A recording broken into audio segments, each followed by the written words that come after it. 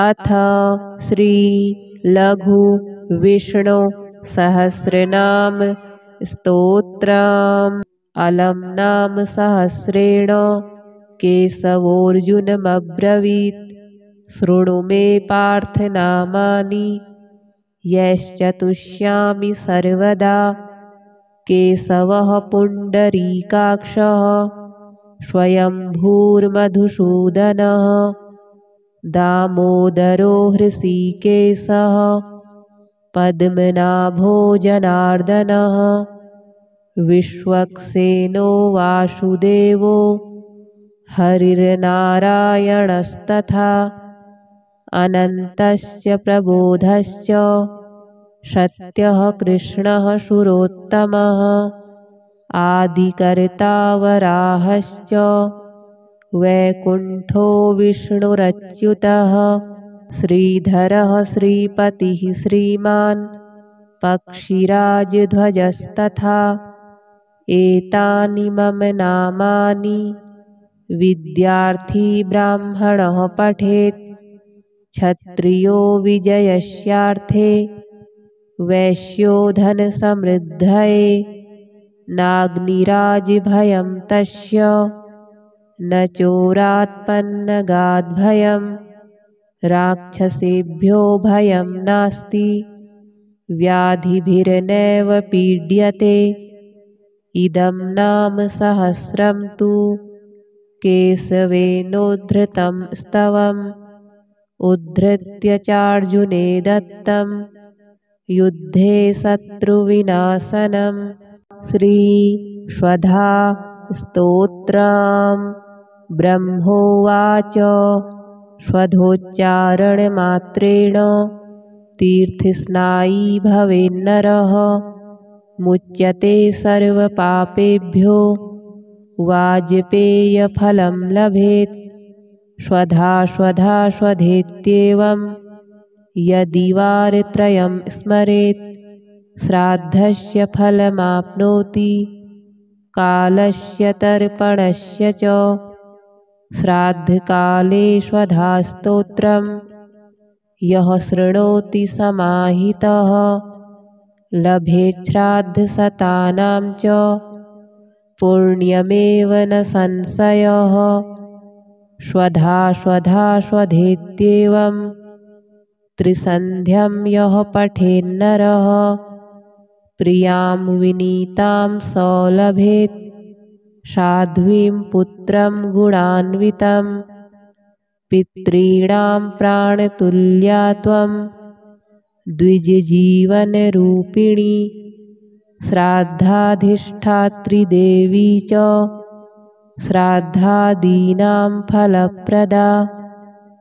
बहिर्गच्छ मन्मनसः पितॄणां तुष्टिहेतवे सम्प्रीतये द्विजातीनां गृहीणां वृद्धिहेतवे। नित्या त्वं नित्यरूपासि गुणरूपासि सुव्रते आविर्भावस्थिरो भावः सृष्टौ च प्रलये तव। ॐ स्वस्तिश्च नमः स्वाहा स्वधा त्वं दक्षिणा तथा निरूपिताश्चतुर्वेदे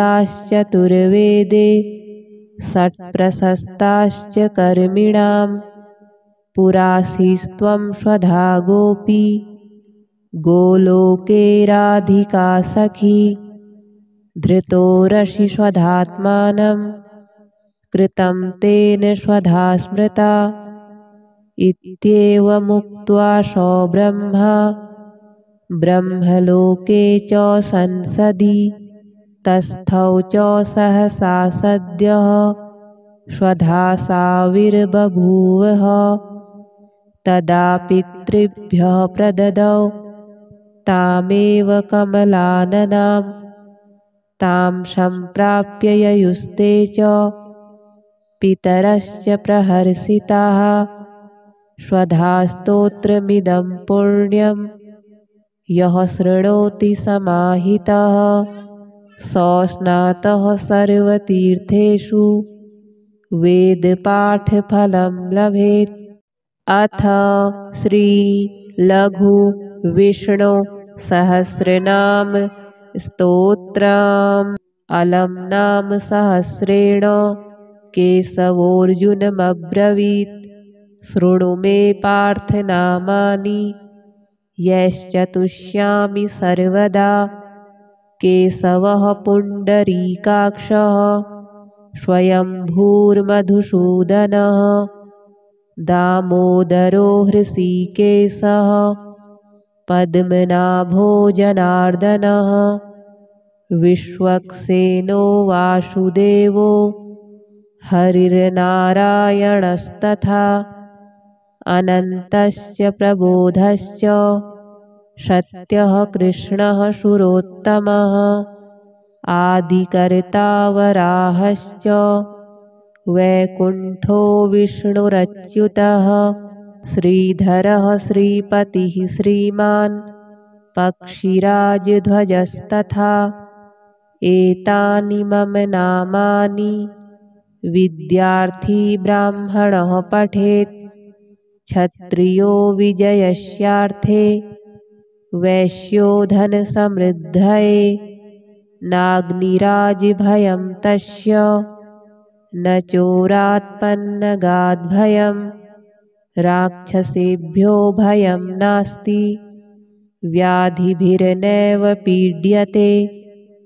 इदं नाम सहस्रं तु केशवेनोद्धृतं स्तवम् उद्धृत्य चार्जुने दत्तं युद्धे शत्रुविनाशनम्। श्रीश्वधा स्तोत्रम् ब्रह्मोवाच स्वधोच्चारणमात्रेण तीर्थस्नायी भवेन्नरः मुच्यते सर्वपापेभ्यो वाजपेयफलं लभेत्। स्वधा स्वधा स्वधेत्येवं यदि वारत्रयं स्मरेत् श्राद्धस्य फलमाप्नोति कालस्य तर्पणस्य च। श्राद्धकाले स्वधा स्तोत्रं यः शृणोति समाहितः लभेत् श्राद्धशतानां च पुण्यमेव न संशयः। स्वधा स्वधा स्वधेत्येवं त्रिसन्ध्यं यः पठेन्नरः प्रियां विनीतां स लभेत् साध्वीं पुत्रं गुणान्वितं। पितॄणां प्राणतुल्या त्वं द्विजजीवनरूपिणी श्राद्धाधिष्ठात्री देवी च श्राद्धादीनां फलप्रदा। बहिर्गच्छ मन्मनसः पितॄणां तुष्टिहेतवे सम्प्रीतये द्विजातीनां गृहीणां वृद्धिहेतवे। नित्या त्वं नित्यरूपासि गुणरूपासि सुव्रते आविर्भावस्थिरो भावः सृष्टौ च प्रलये तव। ॐ स्वस्तिश्च नमः स्वाहा स्वधा त्वं दक्षिणा तथा निरूपिताश्चतुर्वेदे षट्प्रशस्ताश्च कर्मिणां। पुरासीस्त्वं स्वधा गोपी गोलोके राधिका सखी। धृतोरसि स्वधात्मानं कृतं तेन स्वधा स्मृता। इत्येवमुक्त्वा स ब्रह्मा ब्रह्मलोके च संसदि तस्थौ च सहसा सद्यः स्वधा साविर्बभूवः। तदा पितृभ्यः प्रददौ तामेव कमलाननां तां सम्प्राप्य ययुस्ते च पितरश्च प्रहर्षिताः। स्वधा स्तोत्रमिदं पुण्यं यः शृणोति समाहितः सौस्नातः सर्वतीर्थेषु वेदपाठफलं लभेत्। अथ श्री लघु विष्णु सहस्रनाम स्तोत्रम्। अलम् नाम सहस्रेण केशवोऽर्जुनमब्रवीत्। शृणु मे पार्थ नामानि यश्चतुष्यामि सर्वदा। केशवः पुण्डरीकाक्षः स्वयंभूर्मधुसूदनः। दामोदरो हृषीकेशः पद्मनाभो जनार्दनः।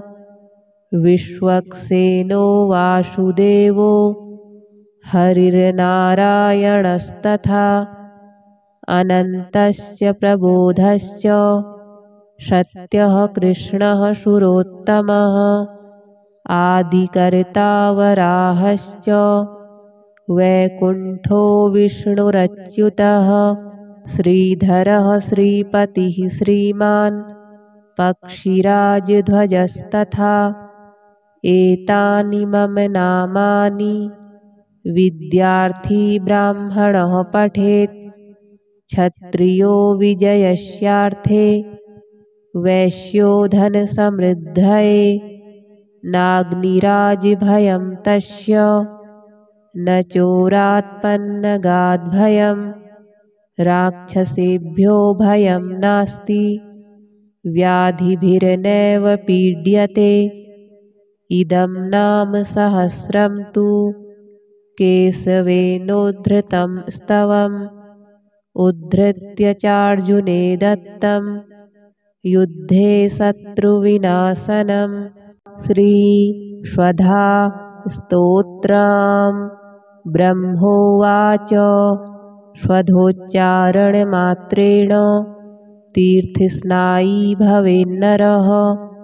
मुच्यते सर्वपापेभ्यो वाजपेयफलं लभेत्। स्वधा स्वधा स्वधेत्येवं यदि वारत्रयं स्मरेत्। श्राद्धस्य फलमाप्नोति कालस्य तर्पणस्य च। श्राद्धकाले स्वधा स्तोत्रं यः शृणोति समाहितः। लभेत् श्राद्धशतानां च पुण्यमेव न संशयः। स्वधा स्वधा स्वधेत्येवं त्रिसन्ध्यं यः पठेन्नरः। प्रियां विनीतां स लभेत् साध्वीं पुत्रं गुणान्वितं। पितॄणां प्राणतुल्या त्वं द्विजजीवनरूपिणी। श्राद्धाधिष्ठात्री देवी च श्राद्धादीनां फलप्रदा।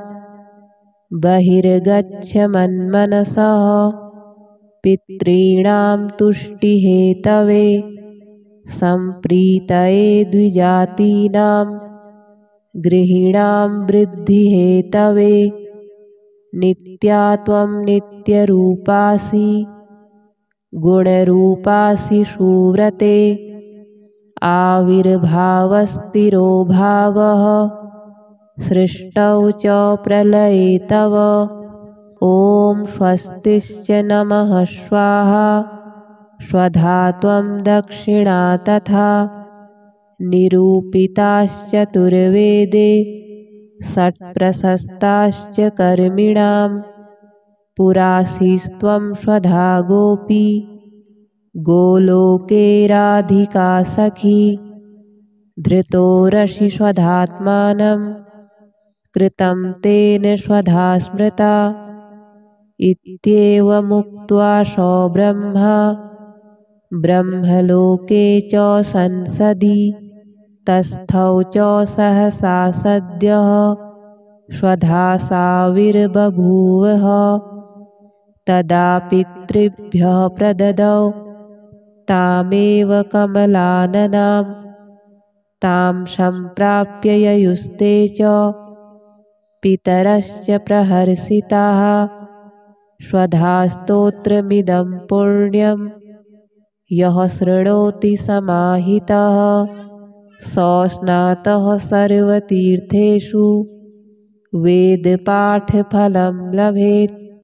अथ श्री लघु विष्णु सहस्रनाम स्तोत्रम् अलम नाम सहस्रेण केशवोऽर्जुनमब्रवीत्। शृणु मे पार्थ नामानि यश्चतुष्यामि सर्वदा। केशवः पुण्डरीकाक्षः स्वयंभूर्मधुसूदनः दामोदरो हृषीकेशः पद्मनाभो जनार्दनः विश्वक्सेनो वासुदेवो हरिर्नारायणस्तथा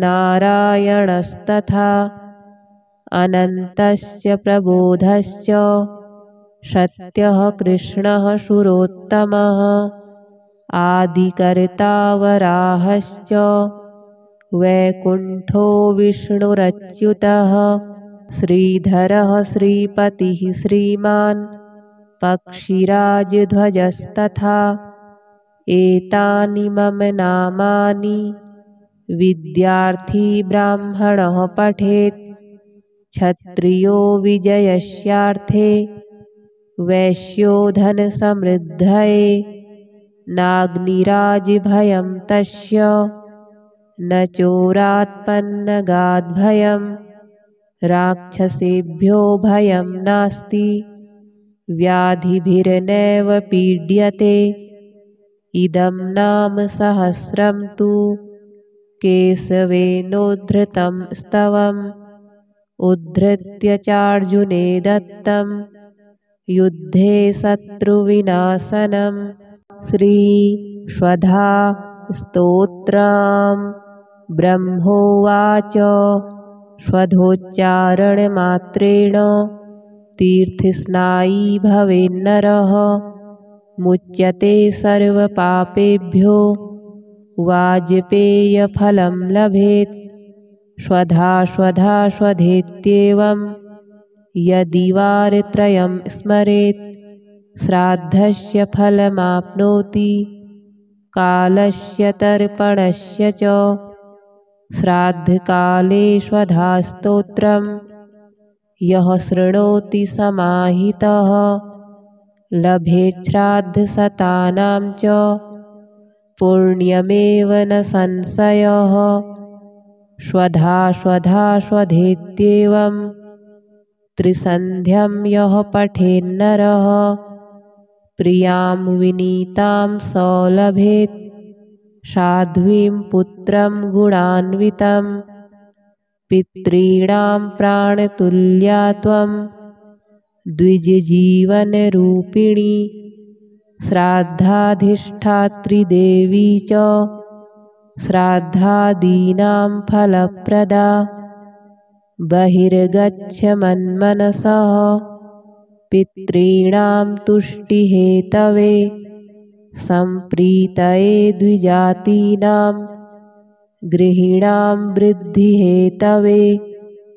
नित्या त्वं नित्यरूपासि गुणरूपासि सुव्रते आविर्भावस्तिरो भावः सृष्टौ च प्रलये तव। ॐ स्वस्तिश्च नमः स्वाहा स्वधा त्वं दक्षिणा तथा निरूपिताश्चतुर्वेदे षट्प्रशस्ताश्च कर्मिणां पुरासीस्त्वं स्वधा गोपी गोलोके राधिका सखी। धृतोरसि स्वधात्मानं कृतं तेन स्वधा स्मृता इत्येवमुक्त्वा सो ब्रह्मा ब्रह्मलोके च संसदि तस्थौ च सहसा सद्यः स्वधा साविर्बभूवः।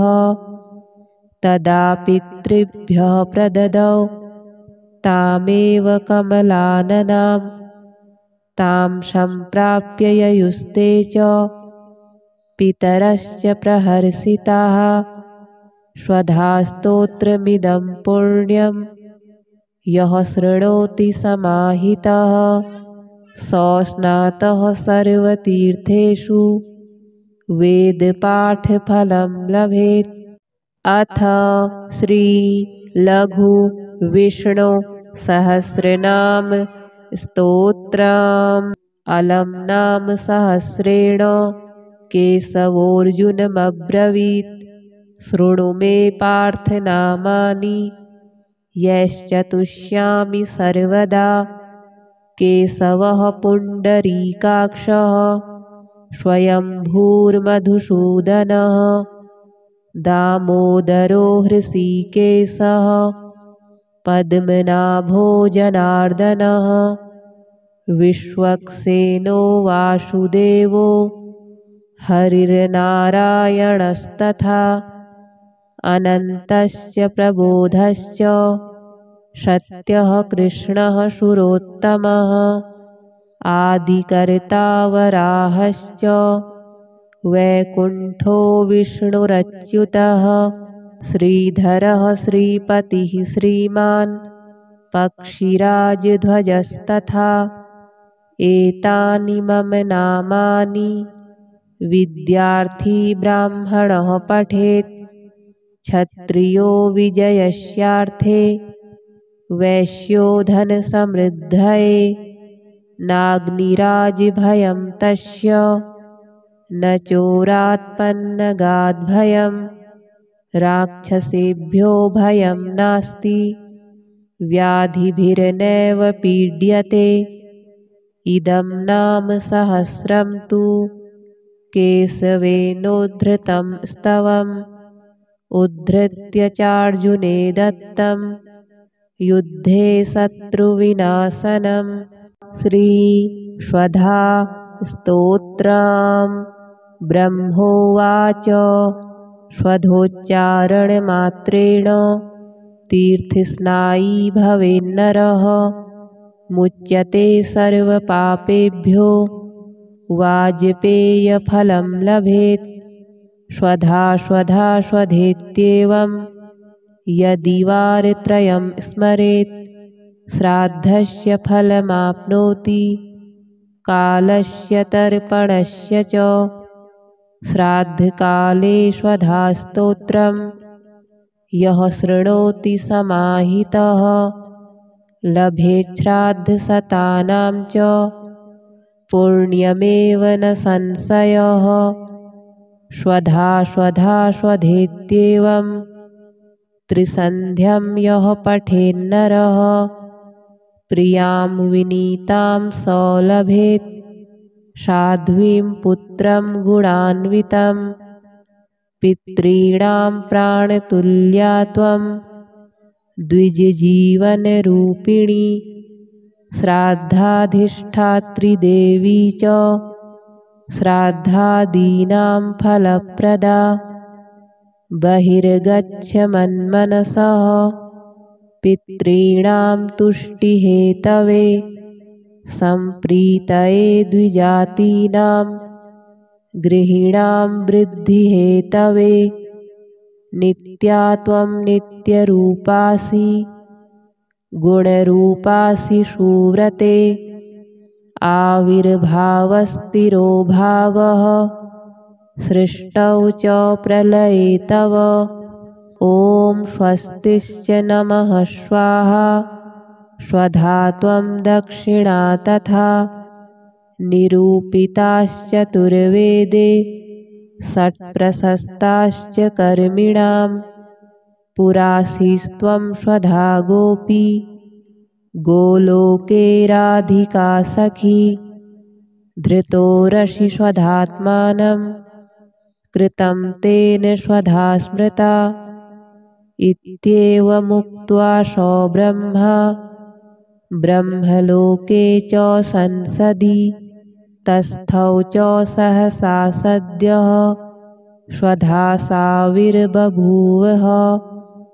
तदा पितृभ्यः प्रददौ तामेव कमलाननां तां सम्प्राप्य ययुस्ते च पितरश्च प्रहर्षिताः स्वधास्तोत्रमिदं पुण्यं यः शृणोति समाहितः सो स्नातः सर्वतीर्थेषु वेदपाठफलं लभेत्। अथ श्री लघु विष्णु सहस्रनाम स्तोत्रम्। अलम नाम सहस्रेण केशवोऽर्जुनमब्रवीत् शृणु मे पार्थ नामानि यश्चतुष्यामि सर्वदा। केशवः पुण्डरीकाक्षः स्वयंभूर्मधुसूदनः दामोदरो हृषीकेशः पद्मनाभो जनार्दनः विश्वक्सेनो वासुदेवो हरिर्नारायणस्तथा अनन्तश्च प्रबोधश्च सत्यः कृष्णः सुरोत्तमः आदिकर्ता वराहश्च वैकुण्ठो विष्णुरच्युतः श्रीधरः श्रीपतिः श्रीमान् पक्षिराजध्वजस्तथा एतानि मम नामानि विद्यार्थी ब्राह्मणः पठेत्। क्षत्रियो विजयस्यार्थे वैश्यो धनसमृद्धये नाग्निराजभयं तस्य न चोरात्पन्नगाद्भयं राक्षसेभ्यो भयं नास्ति व्याधिभिर्नैव पीड्यते। इदं नाम सहस्रं तु केशवेनोद्धृतं स्तवम् उद्धृत्य चार्जुने दत्तं युद्धे शत्रुविनाशनम्। श्रीश्वधा स्तोत्रम्। ब्रह्मोवाच स्वधोच्चारणमात्रेण तीर्थस्नायी भवेन्नरः मुच्यते सर्वपापेभ्यो वाजपेयफलं लभेत्। स्वधा स्वधा स्वधेत्येवं यदि वारत्रयं स्मरेत् श्राद्धस्य फलमाप्नोति कालस्य तर्पणस्य च। श्राद्धकाले स्वधास्तोत्रं यः शृणोति समाहितः लभेत् श्राद्धशतानां च पुण्यमेव न संशयः। स्वधा स्वधा स्वधेत्येवं त्रिसन्ध्यं यः पठेन्नरः प्रियां विनीतां स लभेत् साध्वीं पुत्रं गुणान्वितं। पितॄणां प्राणतुल्या त्वं द्विजजीवनरूपिणी श्राद्धाधिष्ठात्री देवी च श्राद्धादीनां फलप्रदा। बहिर्गच्छ मन्मनसः पितॄणां तुष्टिहेतवे सम्प्रीतये द्विजातीनां गृहीणां वृद्धिहेतवे। नित्या त्वं नित्यरूपासि गुणरूपासि सुव्रते आविर्भावस्थिरो भावः सृष्टौ च प्रलये तव।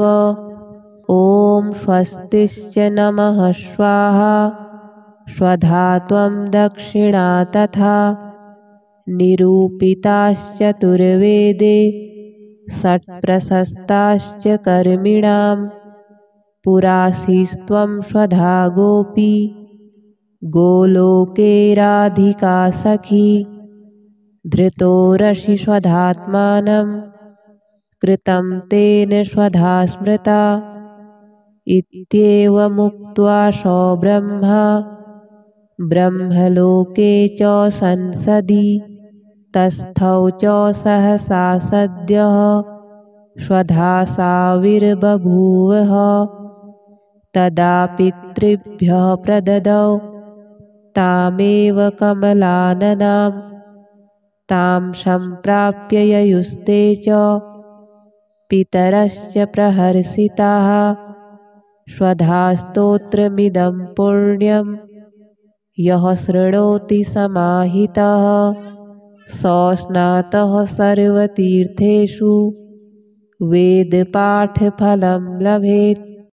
अथ श्री लघु विष्णु सहस्रनाम स्तोत्रम् अलम नाम सहस्रेण केशवोऽर्जुनमब्रवीत् शृणु मे पार्थ नामानि यश्चतुष्यामि सर्वदा।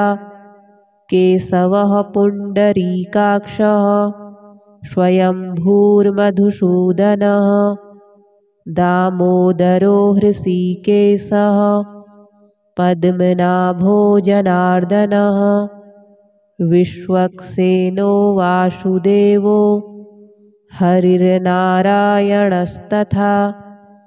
अनन्तश्च प्रबोधश्च सत्यः कृष्णः सुरोत्तमः आदिकर्ता वराहश्च वैकुण्ठो विष्णुरच्युतः श्रीधरः श्रीपतिः श्रीमान् पक्षिराजध्वजस्तथा एतानि मम नामानि विद्यार्थी ब्राह्मणः पठेत्।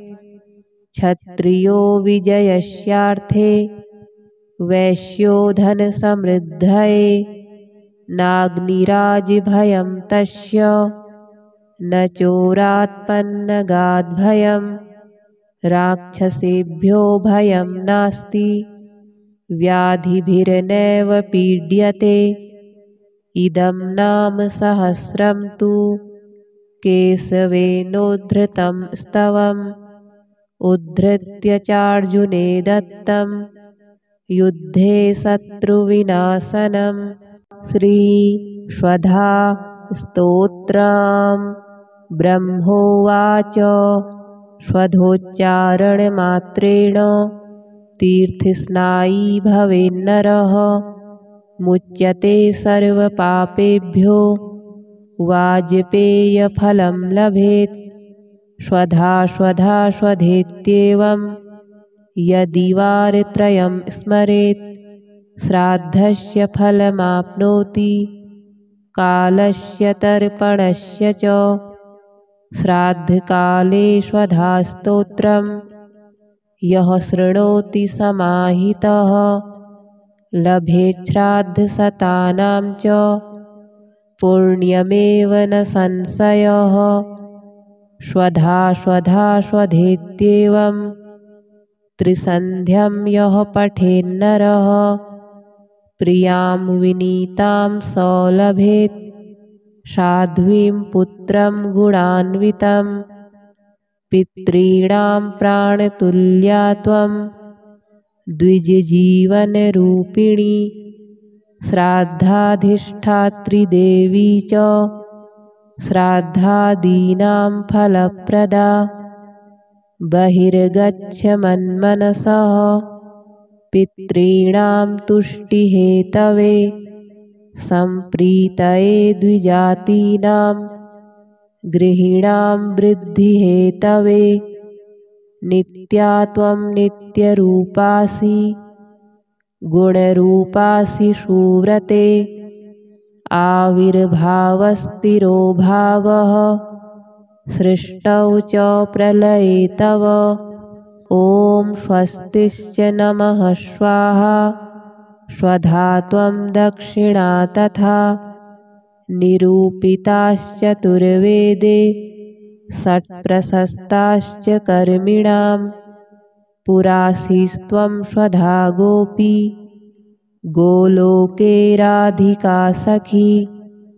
धृतोरसि स्वधात्मानं कृतं तेन स्वधा स्मृता इत्येवमुक्त्वा सो ब्रह्मा ब्रह्मलोके च संसदि तस्थौ च सहसा सद्यः स्वधा साविर्बभूवः।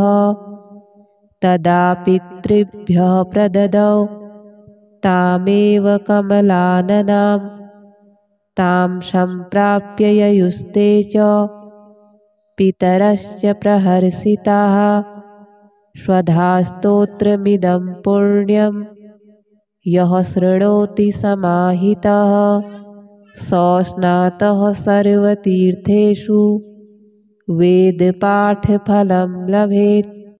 अथ श्री लघु विष्णु सहस्रनाम स्तोत्रम्।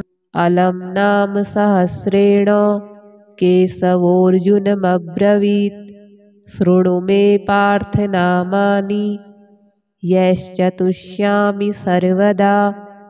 केशवः पुण्डरीकाक्षः स्वयंभूर्मधुसूदनः दामोदरो हृषीकेशः पद्मनाभो जनार्दनः विश्वक्सेनो वासुदेवो हरिर्नारायणस्तथा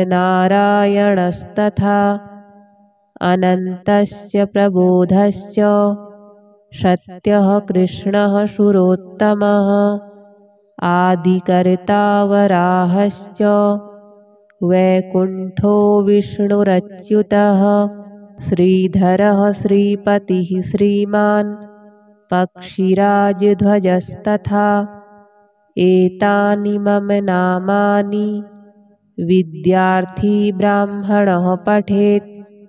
क्षत्रियो विजयस्यार्थे वैश्यो धनसमृद्धये नाग्निराजभयं तस्य न चोरात्पन्नगाद्भयं राक्षसेभ्यो भयं नास्ति व्याधिभिर्नैव पीड्यते।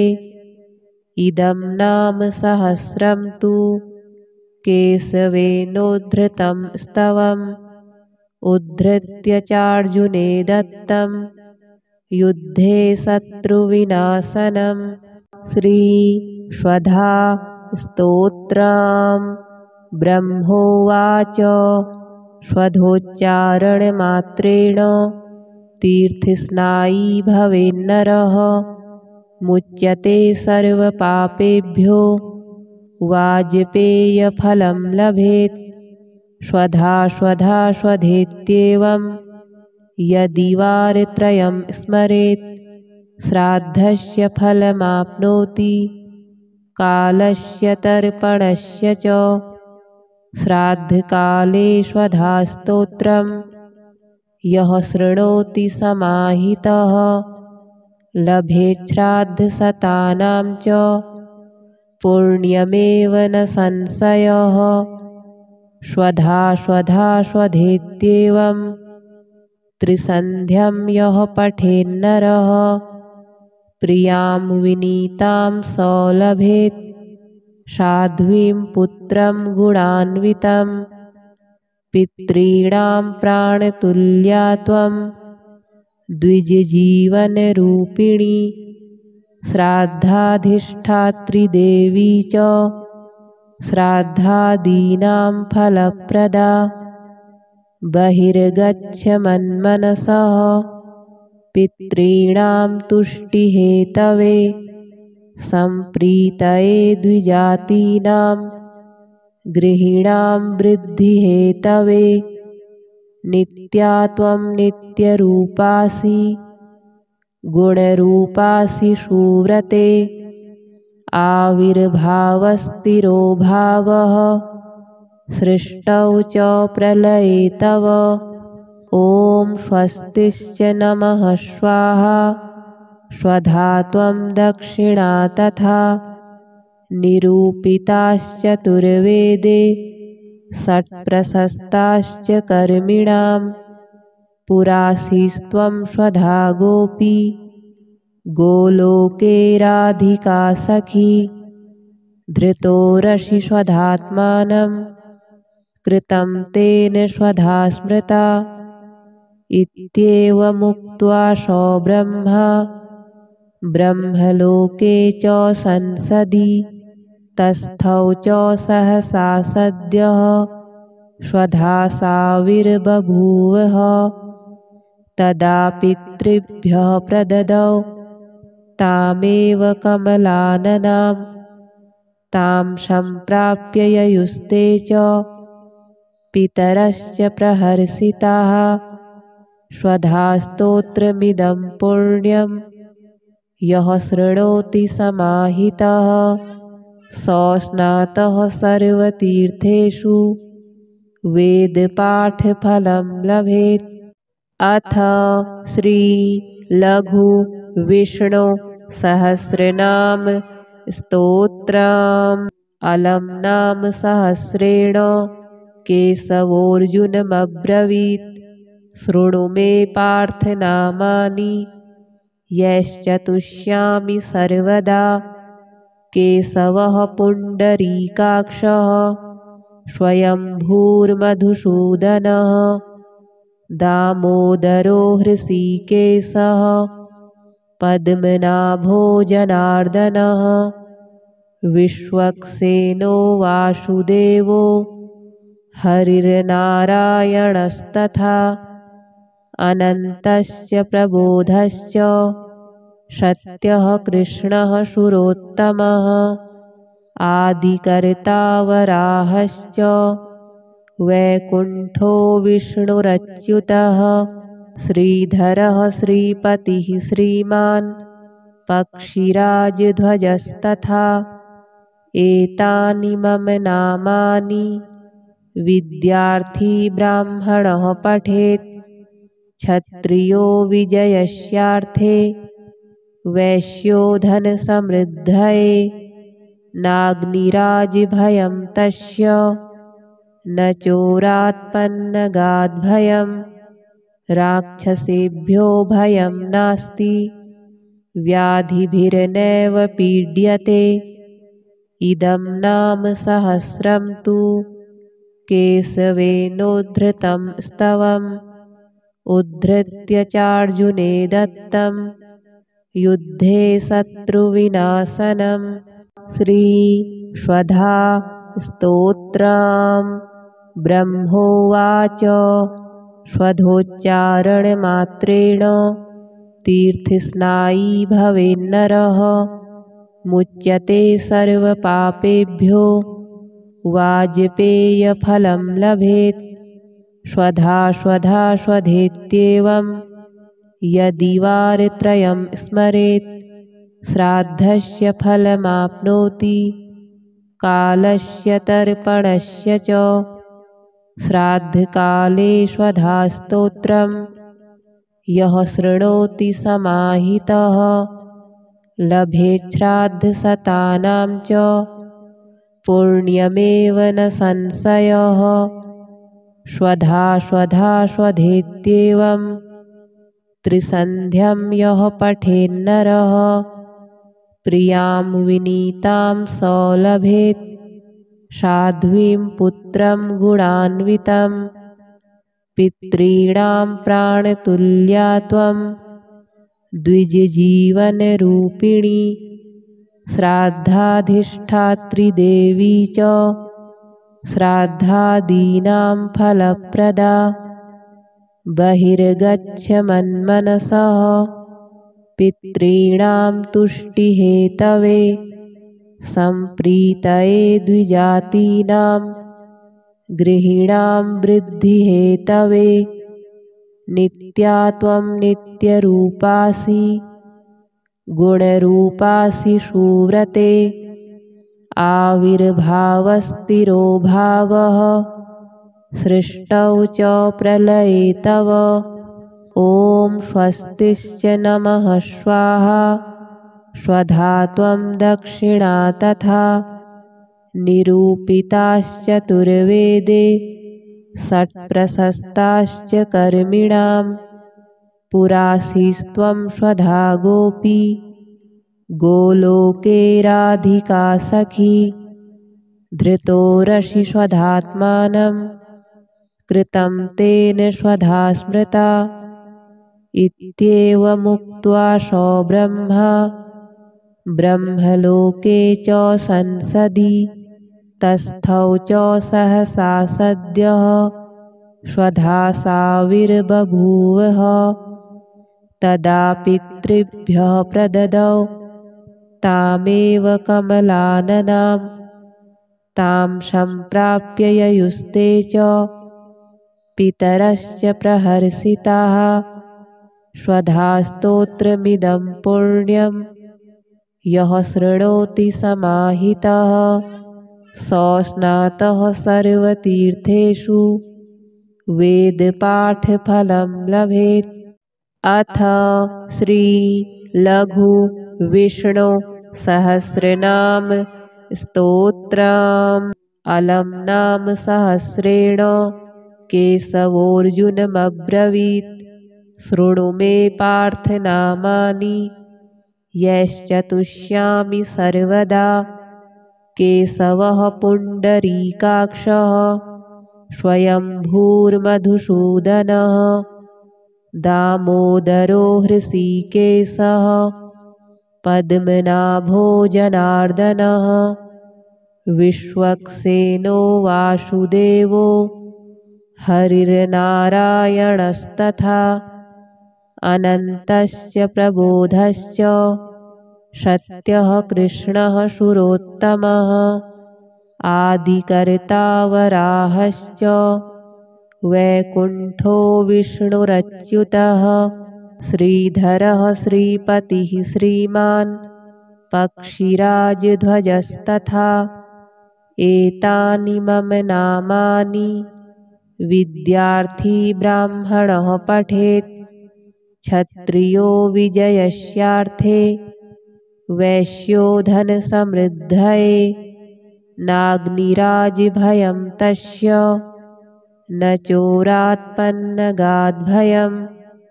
राक्षसेभ्यो भयं नास्ति व्याधिभिर्नैव पीड्यते। इदं नाम सहस्रं तु केशवेनोद्धृतं स्तवम् उद्धृत्य चार्जुने दत्तं युद्धे शत्रुविनाशनम्। श्रीश्वधा स्तोत्रम्। ब्रह्मोवाच स्वधोच्चारणमात्रेण तीर्थस्नायी भवेन्नरः मुच्यते सर्वपापेभ्यो वाजपेयफलं लभेत्। स्वधा स्वधा स्वधेत्येवं यदि वारत्रयं स्मरेत् श्राद्धस्य फलमाप्नोति कालस्य तर्पणस्य च। श्राद्धकाले स्वधा स्तोत्रं यः शृणोति समाहितः लभेत् श्राद्धशतानां च पुण्यमेव न संशयः। स्वधा स्वधा स्वधेत्येवं त्रिसन्ध्यं यः पठेन्नरः प्रियां विनीतां स लभेत् साध्वीं पुत्रं गुणान्वितं। पितॄणां प्राणतुल्या त्वं द्विजजीवनरूपिणी श्राद्धाधिष्ठात्री देवी च श्राद्धादीनां फलप्रदा। बहिर्गच्छ मन्मनसः पितॄणां तुष्टिहेतवे सम्प्रीतये द्विजातीनां गृहीणां वृद्धिहेतवे। नित्या त्वं नित्यरूपासि गुणरूपासि सुव्रते आविर्भावस्थिरो भावः सृष्टौ च प्रलये तव। ॐ स्वस्तिश्च नमः स्वाहा स्वधा त्वं दक्षिणा तथा निरूपिताश्चतुर्वेदे षट्प्रशस्ताश्च कर्मिणां पुरासीस्त्वं स्वधा गोपी गोलोके राधिका सखी। धृतोरसि स्वधात्मानं कृतं तेन स्वधा स्मृता इत्येवमुक्त्वा स ब्रह्मा ब्रह्मलोके च संसदि तस्थौ च सहसा सद्यः स्वधा साविर्बभूवः। तदा पितृभ्यः प्रददौ तामेव कमलाननां तां सम्प्राप्य ययुस्ते च पितरश्च प्रहर्षिताः स्वधास्तोत्रमिदं पुण्यं यः शृणोति समाहितः सो स्नातः सर्वतीर्थेषु वेदपाठफलं लभेत्। अथ श्री लघु विष्णु सहस्रनाम स्तोत्रम्। अलम नाम सहस्रेण केशवोऽर्जुनमब्रवीत् शृणु मे पार्थ नामानि यश्चतुष्यामि सर्वदा। केशवः पुण्डरीकाक्षः स्वयंभूर्मधुसूदनः दामोदरो हृषीकेशः पद्मनाभो जनार्दनः विश्वक्सेनो वासुदेवो हरिर्नारायणस्तथा अनन्तश्च प्रबोधश्च सत्यः कृष्णः सुरोत्तमः आदिकर्ता वराहश्च वैकुण्ठो विष्णुरच्युतः श्रीधरः श्रीपतिः श्रीमान् पक्षिराजध्वजस्तथा एतानि मम नामानि विद्यार्थी ब्राह्मणः पठेत्। क्षत्रियो विजयस्यार्थे वैश्यो धनसमृद्धये नाग्निराजभयं तस्य न चोरात्पन्नगाद्भयं राक्षसेभ्यो भयं नास्ति व्याधिभिर्नैव पीड्यते। इदं नाम सहस्रं तु केशवेनोद्धृतं स्तवम् उद्धृत्य चार्जुने दत्तं युद्धे शत्रुविनाशनम्। श्रीश्वधा स्तोत्रम्। ब्रह्मोवाच स्वधोच्चारणमात्रेण तीर्थस्नायी भवेन्नरः मुच्यते सर्वपापेभ्यो वाजपेयफलं लभेत्। स्वधा स्वधा स्वधेत्येवं यदि वारत्रयं स्मरेत् श्राद्धस्य फलमाप्नोति कालस्य तर्पणस्य च। श्राद्धकाले स्वधास्तोत्रं यः शृणोति समाहितः लभेत् श्राद्धशतानां च पुण्यमेव न संशयः। स्वधा स्वधा स्वधेत्येवं त्रिसन्ध्यं यः पठेन्नरः प्रियां विनीतां स लभेत् साध्वीं पुत्रं गुणान्वितं। पितॄणां प्राणतुल्या त्वं द्विजजीवनरूपिणी श्राद्धाधिष्ठात्री देवी च श्राद्धादीनां फलप्रदा। बहिर्गच्छ मन्मनसः पितॄणां तुष्टिहेतवे सम्प्रीतये द्विजातीनां गृहीणां वृद्धिहेतवे। नित्या त्वं नित्यरूपासि गुणरूपासि सुव्रते आविर्भावस्थिरो भावः सृष्टौ च प्रलये तव। ॐ स्वस्तिश्च नमः स्वाहा स्वधा त्वं दक्षिणा तथा निरूपिताश्चतुर्वेदे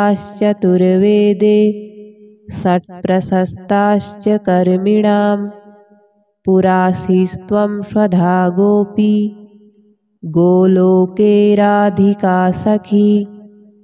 धृतोरसि स्वधात्मानं कृतं तेन स्वधा स्मृता इत्येवमुक्त्वा सो ब्रह्मा ब्रह्मलोके च संसदि तस्थौ च सहसा सद्यः स्वधा साविर्बभूवः। तदा पितृभ्यः प्रददौ तामेव कमलाननां तां सम्प्राप्य ययुस्ते च पितरश्च प्रहर्षिताः स्वधास्तोत्रमिदं पुण्यं यः शृणोति समाहितः स स्नातः सर्वतीर्थेषु वेदपाठफलं लभेत्।